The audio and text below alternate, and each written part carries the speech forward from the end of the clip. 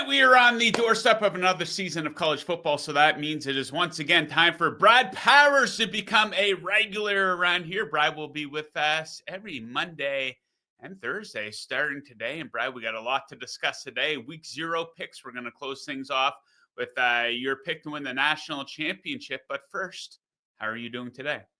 I'm doing well. I know football season's here when I get to do a show with you, and I'm really looking forward to another season, doing a couple shows a week. So, okay, so before we get into a best bet here for week 0, what one thing are you most looking forward to for the upcoming season? Believe it or not, it's just week one matchups because I think it's one of the better week one slates that we've ever had in college football. Whether it's the top of the slate or the middle of the slate, you name it. I mean, there's a lot of intriguing matchups to get an idea of how good these teams can be. Obviously, at the top, Texas Ohio State.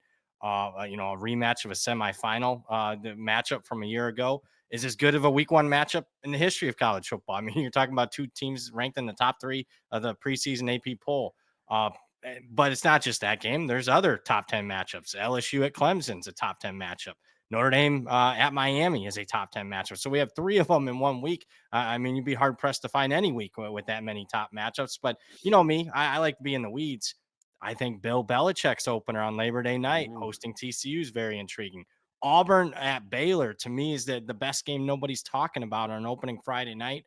You just go right down the board. There's 10, 12 games where we'll get an idea of at least a starting point of a power rating. Because I got to be honest with you, Joe, there's more uncertainty in college football than ever before, and I like having good early matchups to kind of get an idea. Yeah, a little bit of parody and fantastic job by the schedule makers there for week 1. Okay, so before we get to week 1, we have the appetizer that is week 0. 5 games going down on Saturday. And Brad, you have your first best bet of the season. What do you have for us? Yeah, it's actually one of the night games on Saturday night. It's Kansas minus 12 and a half. They're hosting Fresno State. And speaking of hosting, they have remodeled and totally redone their stadium. They have not had Kansas has not had a home field advantage in decades because it's been dilapidated. And in fact, they didn't even have home games last year. They had to play at Arrowhead and a soccer stadium. So opening up the new stadium, I expect a little bit of a hidden home field where the crowd should be pretty juiced. And then on the other side, the team they're playing is Fresno State. They have a brand new coach, a lot of roster turnover. They're starting a true freshman at left tackle, and I'm not buying the coach. He was at North Dakota State, won a couple national championships. Joe, you and I could win a national championship coaching North Dakota State. In fact, his last year at North Dakota State, they lost 4 games, the worst season they'd had in several years and in several decades there. Oh, yeah, he left last year. What'd they do? North Dakota State went right back and won the national championship. So Matt Entz is the new coach at Fresno. Don't like him. Like Kansas, let's lay the 12 and a half with the Jayhawks. First best bet of the season. There we go. Okay, Kansas to win by margin. Okay, next up, a couple of leans here, a bit of a sneaky one here to start. I think you like the under in the first half between Iowa State and Kansas State.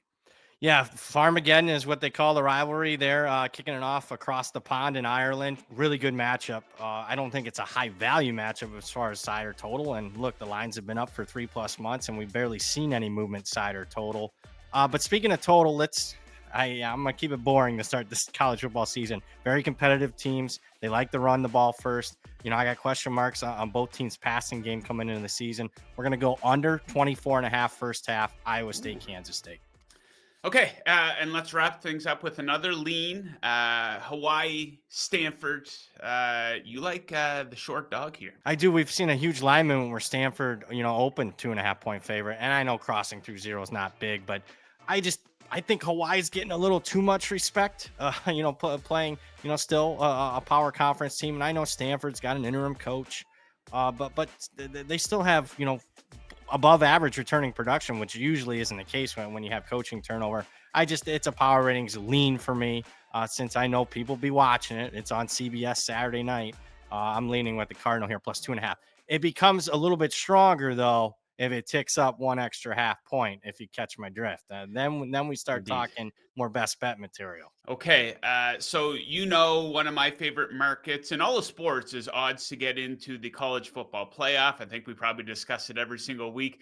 Last week, you go over to DraftKings right now, and we have 8 teams with minus odds to get into the playoff. And they're all relatively close. So let's rip through them really quickly. Ohio State, Penn State, Texas, Georgia, Oregon, Clemson, Alabama, Notre Dame. All of them have minus odds to get into the playoff. If you need to pick one of these teams to struggle, maybe be a bit of a bust and not even get in, who would you go with? I'm going to go with Oregon, which some people might find surprising considering the Ducks were the number one seed in last year's college football playoffs. They did get crushed by Ohio State, but why am I not big on Oregon this year? A lot of roster turnover. Now they've recruited as well as anybody, but particularly at quarterback, they just, I think, people that like Oregon think, oh, it's just plug and play, plug in the next quarterback. Well, about the last 6 years, they've had two of the most experienced quarterbacks in the history of college football in Bo Nix and Dylan Gabriel. And now they go to a relatively unknown in Dante Moore, who did start a few games a couple years ago at UCLA. I didn't like what I saw from him in the spring game. Haven't liked what I've heard coming out of fall camp with him. I think they struggle. They're at Penn State. They'll be an underdog in that game. At Washington, USC, Indiana, at Wisconsin, at Iowa, trying to fly across the country, especially at Iowa's tough. I think this could be a 2-loss team, and we've seen a lot of movement in the markets where their win total is 10.5. Joe, it's been bet under by not only me, but other groups I respect. Okay, so Oregon potentially to be a bust. Who's an under the radar team? Maybe a little bit of a sleeper that you think is going to be a lot more competitive than they're given credit for. I'm going to go with Utah in the Big 12, a conference that's wide open as any. And we saw it last year where the team picked last, Arizona State, ended up winning the conference, going to the playoffs, and probably could have beaten Texas there in a game they lost in double overtime. This year, if there's a team now, they're not picked last right now. I mean, a lot of people are starting to jump on this bandwagon, but Utah's a team that didn't have a winning record last year, and I think they could make the playoffs. Why this year? Why the improvement? Starts with quarterback. Big upgrade. They had quarterback issues significantly last year where they had to start 3. Yes, it's the first time it feels like a decade. We're not going to be, you're going to be asking me, Cam Rising, is he going to play this week or not? Well, that's done. Insert Devin Dampier, a really dual threat quarterback from New Mexico. His OC from New Mexico comes in, and then in the weeds, 5 starters back on the offensive line. I love that. It's one of the best offensive lines in the country. Defense is never a problem with Utah. Even last year it wasn't. And I like schedule. Host Texas Tech, host Kansas State, host Arizona State, all have to come to Salt Lake. That's a very, a tougher than expected place to play historically. Okay, Brad, we're already getting smacked over the head with Arch Manning. I'm sure that's going to be a theme week in and week out here, one of the top storylines of the season. But who is the best quarterback in college football right now? Not who has the most potential, not who's going to have the brightest future in the NFL. Right now for this season, who is your number one QB? Cade Klubnik is my guy. Some are going to say Drew Aller from Penn State. I'm not buying him. When you can't complete a pass to your wide receivers in the last game you played, I'm not buying you. Cade Klubnik, I am buying his improvement that he showed last season. He's been a multiple year starter at Clemson. Last year, 36 touchdowns, only 6 interceptions. Ran for nearly 500 yards, another 7 touchdowns. I like the weapons around him, particularly wide receiver. I would argue that he has the second best set of wide receivers in the country. Wasn't the case a couple years ago. That they were below average at wide receiver. So just we're talking college quarterbacks getting the most production out of that position in his team. It's Klubnik for me. Okay, let's wrap with the two big futures markets, Heisman and National Championship. Who's your best bet to win the Heisman, and maybe who's a little bit of a dark horse that could be worth a wager? Yeah, we're gonna keep it simple. Klubnik. I bet him to win the Heisman. If I had to make one bet right now, it'd be him. Right around plus 950. You can find. I got 11-1, so not too different as far as the odds. But Klubnik be the bet. Long shot again. I already mentioned it. Devin Dampier, the Utah quarterback. Don't think he's gonna win it, but if you want to put pizza money on him at 60-1 or greater, that's a bet that I made. And again, I think he's gonna put up a ton of production, both passing and rushing. Okay, national championship, maybe a little bit of a tell with the cap that you're wearing. Who is your best bet? And once again, maybe a bit of a sleeper long shot bet to win the national championship. Yeah, a bet that I made recently. In fact, I flew all the way to Vegas to make the bet because that's where the best odds were available. I bet Alabama. Poor old Alabama, off a year where they lost 4 games. Kalen DeBoer is getting buried. He can't fit in there. I still think he's one of the best coaches in the country. And I think they'll have an upgrade as far as the passing game at quarterback. And when you look at the roster that they have coming back, it's as good of a roster as anybody across the country, and they're not getting priced that way. So Alabama 10-1 or greater, I think it's worth a bet. Georgia's another team, believe it or not, that I think's flying under the radar a little bit. Georgia's going to be favored in every game. They host Alabama. Yeah. They host Texas. Schedule is tough. And then a longer shot, I bet at Notre Dame, believe it or not. I'm a Notre Dame fan, and I usually, I like betting against Notre Dame. But that's another team's going to be favored in all 12 games. And if they beat Miami, I'm here to tell you, I mean, those championship future odds are going to be cut in half because that's their toughest game of the season, week 1. Okay, we will leave it at that for today, Brad. Nice little appetizer here this weekend, but you're going to be with us on Monday morning, taking a look at the week 1 slate, getting some best bets in, discussing all of the big storylines. So, Brad, thank you for joining today. Best of luck with those week 0 bets, and we'll catch you again on Monday morning. All right. Thanks for having me, Joe. Okay, I'm very pleased to welcome back for another season of football coverage here at Covers, former Michigan Wolverine and Denver Bronco, current analyst for the Big Ten Network, our guy, Jake. But Jake, how was your summer and how's your prep going for the new season? Joe, man, it's great to see you. Now that we're talking, that means football is finally here. I mean, I know we've got some preseason games, but real football that counts is here. Had a good summer. Got to join the Big Ten Network for our camp tour this year. So that's my first year doing it. Basically, we go around campus to campus, team to team, and get to actually watch the teams practice, talk with the players, the staff. So bring some of that insight into some of the things we talk about today. It's just super helpful to get my eyes on these teams rather than try to do too much projection just from reading articles. Okay, Jake, we haven't talked in a while, so we do have a lot to cover today. We're going to end the segment with your national championship pick, but let's start hot here. Let's come in hot. I asked you to come with your favorite bet of the season, your favorite futures bet. What do you have circled for us? Okay, so you'll see a consistent theme here. I'm really high on the Washington Huskies, and I know their head coach, Jed Fish, personally. He was my offensive coordinator at Michigan. I knew then, and my team knew then, he was going to be a heck of a head coach. Turned around Arizona, replaces Kalen DeBoer up there at Washington, and there's a ton of reasons to be excited. The first thing is their quarterback, Damon Williams. I think in terms of physical talent, maybe the most talented quarterback in the Big Ten. Great athlete. We saw what he could do in the final 2 games, starting against Oregon and then their bowl game last year. But why I like Washington is really just the schedule. As I look at it right here, I see 8 games that they should just win right off the bat. But hey, every team slips one here. The real reason is they'll have a game against Ohio State. They'll have a game against Illinois and Oregon. All those are going to be dogfights. All 3 of those games are at home up there in the Pacific Northwest. The Huskies do not lose at home. You have to go all the way back to 2021 to see the last home loss of the Washington Huskies. So if they can steal one of those, if not 2 of those against Ohio State, Illinois, Oregon at home, man, could that season be special. They're also going on the road to Michigan. So those 4 games will really define their season. And I just don't think the Huskies are getting nearly enough credit. Another one to kind of factor in here, Joe, is you can get them against Ohio State plus 13.5 right now. So I think those lines could move. If you like those odds and if you're as high on the Huskies as I am, I would take that plus 13.5 and lock it in now before the season.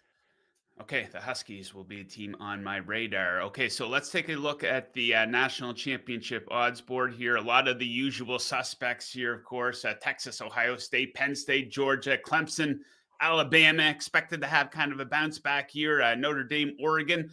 Who's a team that's expected to do very well this season that you think could maybe struggle, maybe be a little bit of a bust? So actually, you know what? It's kind of a paradox here. People are high on Illinois. I don't know how much you've seen, but they are the talk of the Big Ten, and rightfully so. They're one of the most experienced teams in all of college football. They got a favorable schedule, bring back their head coach, both coordinators, their quarterbacks back, all 5 offensive linemen, most of their starters on the defensive side of the ball. And all of a sudden, teams are starting to say, or the media pundits are saying, man, Illinois is a playoff team. Maybe they can compete for a Big Ten title. Part of the reason is because they're coming off a 10-win season last year. Here's why I'm concerned that they might be overbought right now. They won 10 games last year, but they were 5-1 in 1-score games. Beat a horrible Purdue team by 1 point in overtime. Needed a walk-off touchdown against a beaten and battered Rutgers Scarlet Knight football team.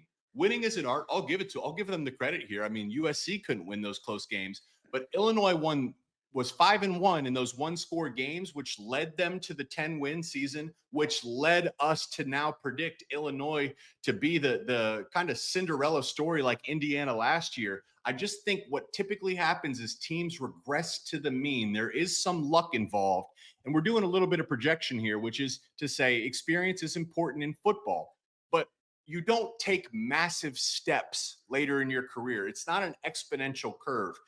By the time you're a junior getting into your senior year, you're really only getting 2, 3, 4, maybe 5% better. So the same team that they're returning is the same team that struggled to dominate a terrible Purdue team and needed a walk-off touchdown against Rutgers. I think a lot of people are picking Illinois to make the playoffs, and I'm kind of pumping the brakes on them a little bit. Okay, let's call this segment Playing the Hits, because I think we're going to be talking about these two guys a lot this season, Bill Belichick and Arch Manning. Let's start with Bill Belichick.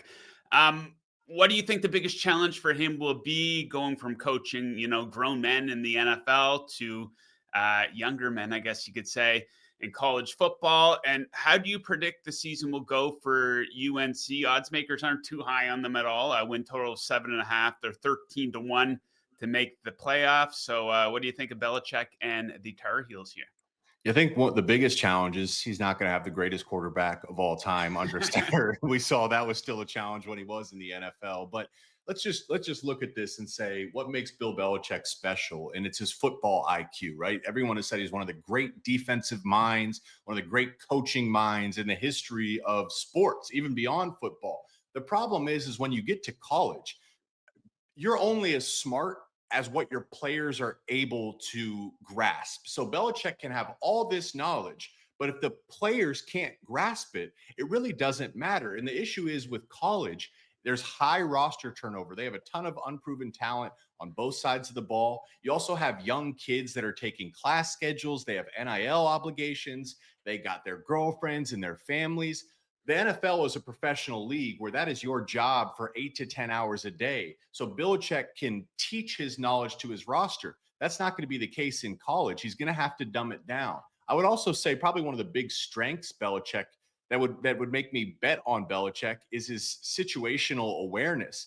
Again, I go back to, you can have great situational awareness. It doesn't matter if your players aren't able to grasp it. So I say that to say this. My prediction for the year, honestly, it's going to be an uneventful season. The headlines, we'll talk about them just because he is Coach Belichick, but you need players to win. And right now, it's just basically full-on projection, hoping that some of these unproven players can put it together on the field, but that remains to be seen. Okay, next up, Arch Manning. Despite just 95 career attempts here in the NCAA, he is the favorite to win the Heisman. If he said he was going to declare for the NFL draft, he'd probably be the number 1 overall pick. I can picture him in a New Orleans Saints uniform, Jake. So my question to you is he worthy of all the hype? We tend to do this with young athletes a lot. I would say so. Yeah, he's worthy of all the hype, but what is hype? It's once again projection. And I mean, I'm more high on other quarterbacks like Klubnik or Nussmeier, guys that have proven it on the field. And when Arch has had to come in and play, you can see why everybody's so excited about him. I mean, the guy's clearly talented. I think his mobility and rushing ability is such a key piece of this, not just to hurt defenses with his legs, but that's when explosive plays happen, when the quarterback gets outside the pocket and starts to work off schedule, putting the defense in a bind. He's got all the talent in the world to make all these throws, but it's still projection. We haven't seen him stay healthy for a full season. We haven't seen him, work through defenses and adjust to their adjustments on the fly. But what I will say is this is systems matter for college quarterbacks. Bo Nix is a great example. When he left Auburn, he wasn't a first-round pick. He goes to the Oregon system and puts together two 70+% completion percentage seasons, becomes a first-round pick. So systems matter. Sark in Texas, they have a really good thing going. So if all we say for Arch Manning is he gets to play within the system, he doesn't have to play beyond himself, and he does what he's coached to do by Coach Sark, he'll have a phenomenal season. Texas will win a ton of games, and he'll certainly be in the Heisman conversation. What do you think would need to happen for him to decide that, yes, I'm going to the NFL? Because his grandfather came out a couple of weeks ago and said, no, no, no, that's not happening. Then just yesterday, he kind of said, I don't know what my grandfather was talking about. So it's kind of up in the air right now. What do you think would need to happen? If he wins the national championship, do you think that would clinch it, him going to the NFL? Yeah, listen, first off, I love all that too. And I think that his family keeping him grounded is such a big piece of this. And he does seem like a grounded young man. That helps Texas too, just from a leadership standpoint. I mean, what would need to happen? I think if he was a guaranteed lock, like if it was just cut and dry, he's going to be the number one pick in next year's draft. I think he would. I think he'd be happy leaving. I mean, like you said, Arch said, hey, I don't know where my grandfather got that. I have goals to play in the NFL. But maybe the other piece of this is do they like the situation of whoever it is that's picking first overall? We remember the whole Eli Manning situation. So it's not just him being guaranteed as a number one pick. I think there's the other side of it too, is do they trust that team that's picking first? Yeah, the Saints are pretty bad. We know they got a pretty Yeah. big footprint, the Manning family in New Orleans. So maybe that would make sense. The Cleveland Browns, though, I don't know. He might come back for another season in Texas if that is the case. Okay, so one of my favorite markets to bet on since they open up the playoff is teams to get into the playoff, odds to get into the playoff. Who do you think? We know who the shoo-ins are. Who do you think a dark horse candidate to get into the playoff is? Yeah, so we talked about them earlier. Again, I'm really high on the Huskies, and I believe their playoff odds you can get them at plus 1,000. Like Ooh. these are really favorable odds. The schedule's favorable. They have, in my opinion, in the Big Ten, Damon Williams, quarterback, Denzel Boston at wide receiver, and Jonah Coleman at running back. That three-headed trio is as good as you'll get in the Big Ten. And we know if you're a 10-win team in the Big Ten, you're getting into the playoffs. A lot of this is, can their offensive line in trenches, can they take a stride? I mean, that's how you win, particularly late in the season in the Big Ten. And then another team I'm really high on, Joe, is the Nebraska Cornhuskers. I understand the hesitation. I mean, we've been sold on Nebraska year after year and been disappointed by the product they put on the field. That was the first team I watched for our camp tour this year. And man, it really is a different energy around that program. I think now with that perspective, I can look back on the previous seasons and definitely say there was far too much projection. This year, it just seems like Nebraska has the talent. They brought in and signed Dana Holgerson as an offensive coordinator. You look at his history developing great quarterbacks at the college level that went on to have NFL careers. He's going to maximize that five-star talent of Dylan Raiola, probably the most underrated wide receiver room in the Big Ten. Their offensive line took significant strides. It's the same defensive system that's been a top 25 defense in college football these past few years. And then I look at their games. Here's basically what's going to decide their season, okay? They're home week 4 against Michigan. Michigan will be starting a freshman quarterback, and that's one of the games Sharon Moore is suspended for. Okay, that's a game that's a toss-up, but home, freshman quarterback, Michigan without their head coach. That bodes well for the Cornhuskers. At Minnesota, I considered a toss-up just because I think PJ Fleck doesn't lose games, and historically Nebraska loses games. Home against USC. I think USC is going to be a better team this year, but that's a long road trip out into the middle of nowhere. It's an environment and setting. It's windy in that stadium, and we understand the Trojans love to throw the football. That's a game I definitely think the Huskers can win. I'm counting the road game against Penn State as a loss. That's fine. You can lose one. And then home against Iowa on Black Friday. Again, like they lost that game to Iowa last year. They literally gave it away. But eventually you get over the hump. I saw this with Michigan. I believe Penn State will get over the hump this year. Eventually Nebraska is going to get over the hump. Year 3 Matt Rule is historically when that happens. I saw it with my own 2 eyes. Feel good about their projections to make the playoffs. Okay, Jake, let's end with a big one of the biggest predictions you'll make all season. I'm sure you put a lot of thought into this. Who's beating who in the national championship game? I got Penn State playing Clemson. I will take Ooh, Clemson to win, Clemson. and I'm really high on Penn State. I'm sure the Penn State fans watching this will be disappointed. This is the year that they get over the hump. They're following the same model as Ohio State and Michigan, which is to say they spend a ton on NIL. They bring back their quarterback, probably the best running back room in college football. This is by far the best offensive line James Franklin has had. They spent in the wide receiver room, so they upgraded their highest paid defensive coordinator in Jim Knowles, a guy that's coming off a national championship season. The defense is stacked. So this is just an experienced veteran roster full of NFL players. They're ready to get over the hump. And the same can be said for Clemson. I mean, Klubnik is one of the, in my opinion, maybe the best quarterback in college football. And I think the system benefits him more than I would say for Drew Aller at Penn State, at least historically. 8 starters back on offense, 8 starters back on defense. That's been the model for Dabo Swinney. It's much easier to project them to win the ACC and make a deep run than trying to figure out who wins the Big Ten or SEC. So I'll say that Clemson beats Penn State. Clemson back in the mix, back on top here potentially. Okay, I cannot wait to see that play out. Jake, we're going to be right back with you again next week, breaking down these week 1 game schedule makers. Did a fantastic job. So thank you for joining today, and I look forward to speaking with you again next week. Can't wait, Joe.